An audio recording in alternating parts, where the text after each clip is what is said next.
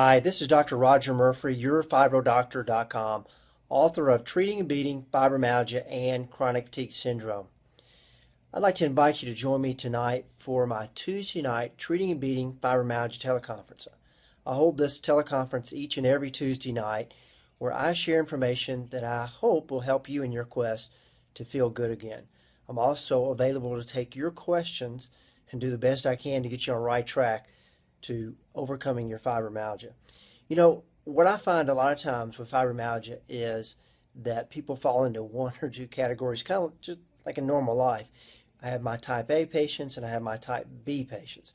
So my type A patients are the patients who they do everything. They're, the super moms, they work 40-hour weeks, they volunteer for the PTA, volunteer for the church, and they do and they do and they do and they do and they do and they do and they do, and then, one day they're done out, and it's caught up with them. And something comes along that's the straw that breaks the camel's back. It could be the surgery, or it could be they finally have just worked themselves into adrenal exhaustion, adrenal fatigue.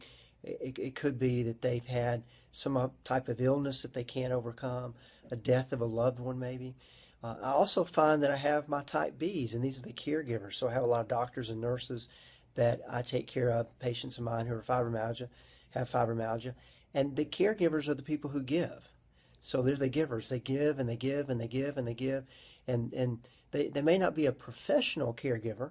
They could be the caregiver in their family. So it could be that they have a special needs child, or they have a parent that either lives with them or they're responsible for helping taking care of her. And one day though, they give and they give and they give, and then one day they give out. They've given to everybody else and they haven't taken care of themselves. So there's some real common denominators there, and I have to go into much more detail about that in my book, Treating and Beating Fibromyalgia and Chronic Fatigue Syndrome. If you'd like to know more about who and why someone gets fibromyalgia, I encourage you to tune in tonight to my Treating and Beating Fibromyalgia teleconference. And just as important, knowing who's most likely to get fibromyalgia, I'm going to be sharing how to overcome it. I look for your questions each and every Tuesday night on my Tuesday night phone call.